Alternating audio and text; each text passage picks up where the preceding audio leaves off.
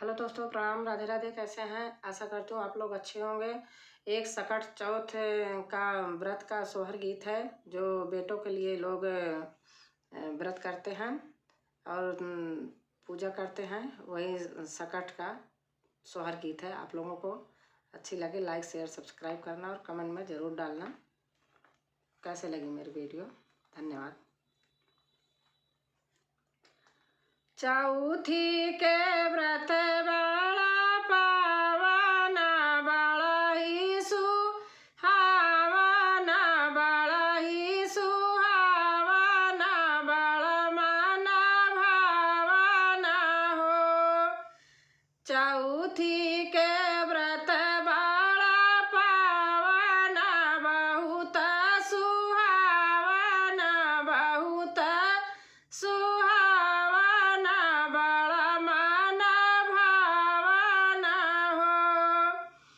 सखिया सीता जी करे चौथी व्रत बड़ा ही सुहावन हो।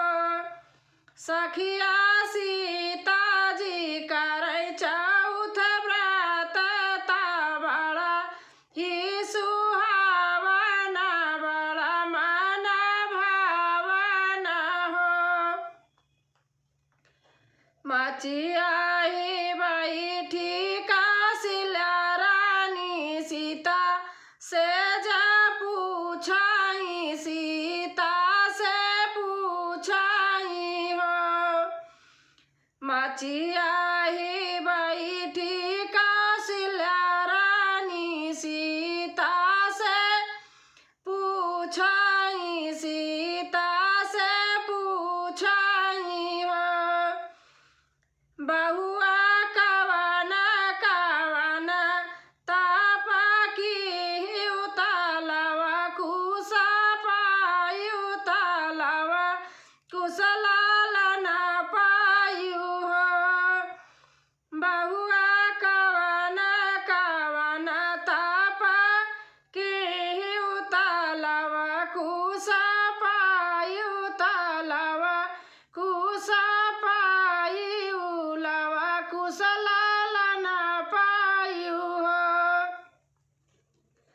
इतनी बचन सुनी सीता ता सासू जी से बोलाई, सासू जी से बोलाई हो। इतनी बचन सुनी सीता ता सासू जी से बोलाई, सासू जी से बोलाई हो।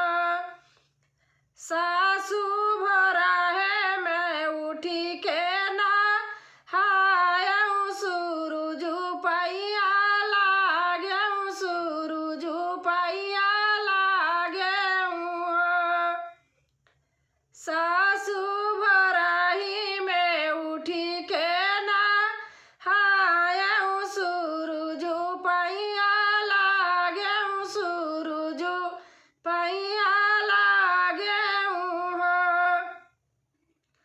सासू माता पिता का की है सेवा, गुरु के पैया लागेऊं, गुरु के पैया लाग्या तलवा कुश जान माली है, लवा कुश जान माली है हो।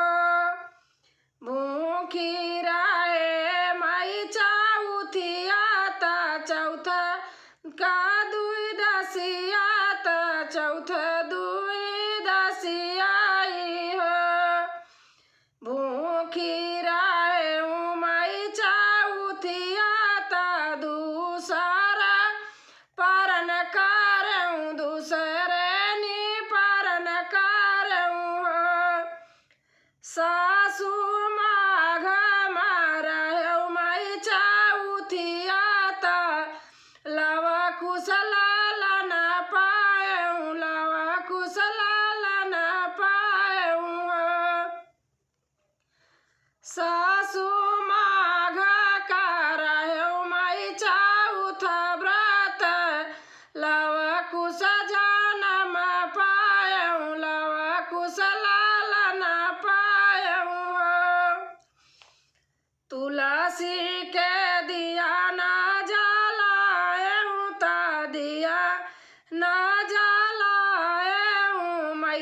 का मनाए हो।